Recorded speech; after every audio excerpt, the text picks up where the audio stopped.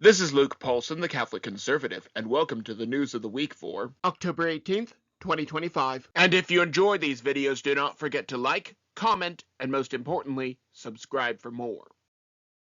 Scandalous text messages. I mentioned last week that I need to be able to call out Republicans when they do something wrong. In that vein, I would like to talk about the leaked messages from the young Republicans. Did they make insensitive jokes that people probably should not make? Yes. Did they threaten to harm anyone? No. Did they cause harm to anyone? No. Therefore, as long as they did not harm the life, liberty, or property of another person, they should be able to say anything that they want. That is the consequence of free speech. However, Democrats celebrate when a Republican is killed, not to mention openly calling for more violence. I just do not understand why. Well, I guess I do know. Their foolish hearts are darkened by the evil one, another dangerous Democrat. We know that there are a lot of Democrats who openly want to harm Republicans, and almost as many make skits about killing them. Then there's Jay Jones, a Democratic candidate for the Attorney General race in Virginia. In 2022, he said that his opponent should get, quote, 2 bullets to the head, close quotes. If his Republican opponent had said the same thing, it would have been a career-ending move because it would not only be violent rhetoric, but it would be hate speech against a minority. Fun fact, hate speech has never been defined by a court of law. Now he has free speech, but this shows his heart. For Jesus told us that out of the abundance of the heart the mouth speaks. If Jones wins, he will go out of his way to ensure that every terrorist who targets a Republican in Virginia gets off scot-free. We already have Soros-appointed district attorneys who got Black Crimes Matter rioters out of jail.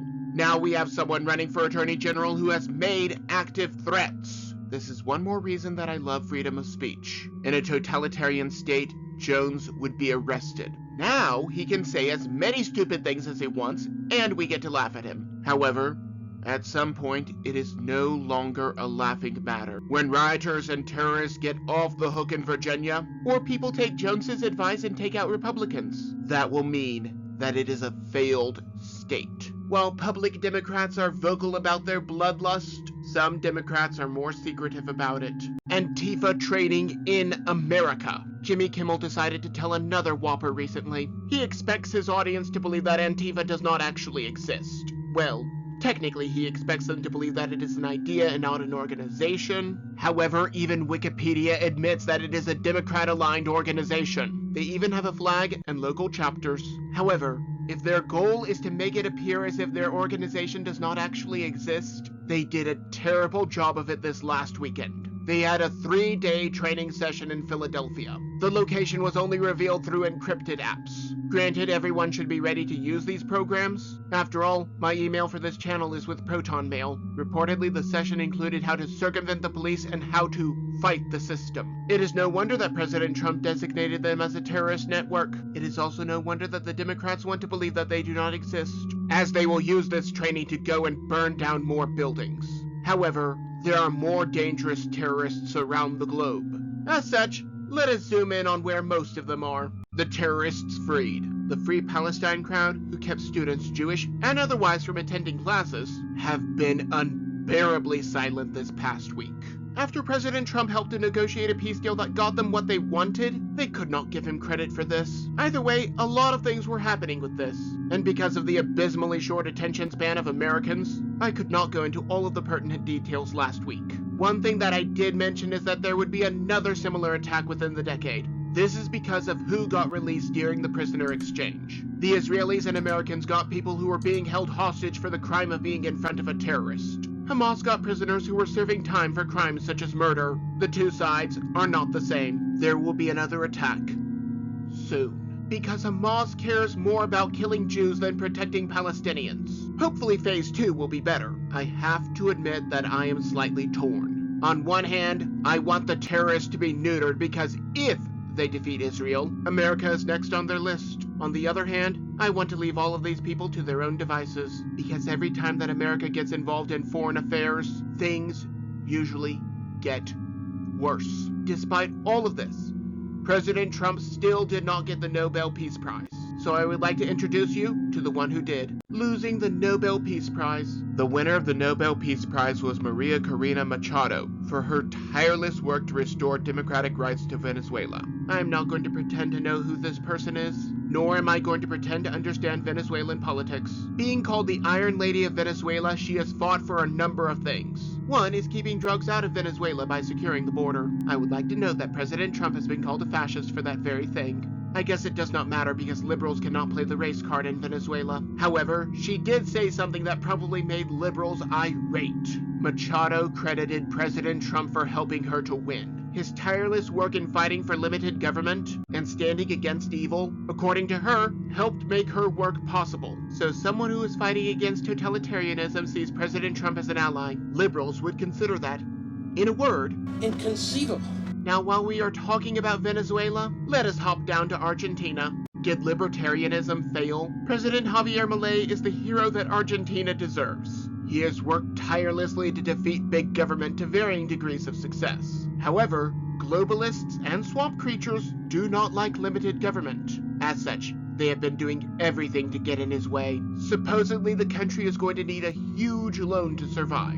Imagine a patient who is dying of cancer, but the doctors only treat him with painkillers. Then a doctor comes along and advises chemotherapy to save the patient. This is incredibly unnerving, and the patient may need help to pay the bill. However, in the end, the patient can be saved because the cause of the sickness is finally addressed. President Trump has certainly not been perfect in stopping big government. But considering how much pushback he has had so far, I can only wonder what Argentina's deep state has been doing to undermine President Milei. Now, amongst those who wish to see liberty fail are the dancing monkeys of Hollywood. But right now, they may have a problem of their own. Another fake actress. Actors are amongst the bottom of the barrel in terms of relevance. They are little more than dancing monkeys in my opinion. These overpaid political activists ruined going to the movie theater. Even when their movies are not filled with unneeded political messaging, the actors just cannot get enough of lecturing everyone as if their opinion actually matters. And in the age of artificial intelligence, I would like to introduce you to Tilly Norwood. She is the world's first AI actress. Officially, she was trained by watching hundreds of actors. Just like how AI makes images. Officially, the Actors Union, yes, that is a real thing, has called this stealing, but I do not necessarily agree with that. They also claim that she is going to take away their jobs. However, if they had not been activists or charged an arm and a leg, studios might not be turning to this. In all honesty, I want to be able to watch the movie for the plot. If we can rid ourselves of the dancing monkeys, everyone's lives will be better. So if they have to work a 9 to 5, I do not care. Speaking of firings, let us talk about the Schumer shutdown. Massive federal layoffs. 4,000 people is an awfully large number, but that is how many people have been fired so far because of the Schumer shutdown. Roughly 3 million people are employed by the federal government. If we exclude active military personnel, which is about 1.3 million, or about 33.7% of the total military workforce, as well as postal workers who amount to about 600,000, we are down to about 2.3 million workers. I suspect that it is in this area that President Trump is cutting the fat. Sadly, this is only a little over 1/10 of 1% of the federal workforce. On the plus side, that means that there is still plenty more to cut. There are plenty of private firms that can do what these pencil pushers do all day. Moving on, the Republicans offered a continuing resolution, but the Democrats want to insert a bunch of globalist pork into it. However, the longer the government is shut down, the happier I will be because it is not getting in the way of patriotic Americans. Now, there are patriots who stand by America, and then there are people like George Soros and BlackRock. BlackRock Advertises. Now, to most people, BlackRock is just a very large investment firm. Supposedly, it is even the biggest in the country. As such, anything that they back will probably turn to gold. However, this firm has its hand in a lot of pies. Did you ever wonder why companies like Disney keep making woke content, even though normal people do not actually want anything to do with it? BlackRock and other big firms invest large amounts on the condition that woke programming is produced. Such firms may lose money, but the goal is the grooming of the next generation. Now, why do I bring this up?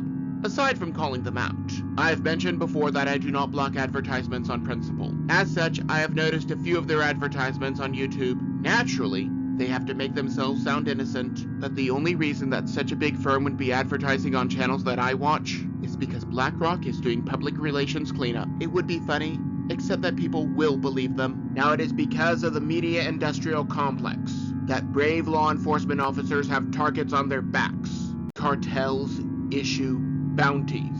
Rioters, pretending to be patriots, previously decided to dox ICE agents. This is because the media, which may have gotten some help from Soros and BlackRock, told them that enforcing the law is fascist. As a result, these officers started concealing their identities. Now things have gotten even worse. The cartels that ICE and other law enforcement officers are supposed to be stopping have started issuing bounties on the heads of these officers. The cartels are offering up to $50,000 per officer. Something tells me that the same people who box the vehicles in, dox the officers, throw rocks, and worse, are the ones who will try to claim the bounties. Secretary of Homeland Security Kristi Noem is not taking this threat lightly. Security measures such as snipers are being implemented to protect these brave officers. My own father was a police officer for many years when I was a kid. I cannot imagine how I would have reacted if some psycho took my father from me on a bounty. People who would collect these bounties have a special place in hell. Maybe I'm just blowing smoke. Maybe I'm completely off my rocker, but that is just my opinion. And do not forget to like, comment, and most importantly, subscribe for more. But before you go, on the left I have last week's video, but you may also enjoy the video on the right.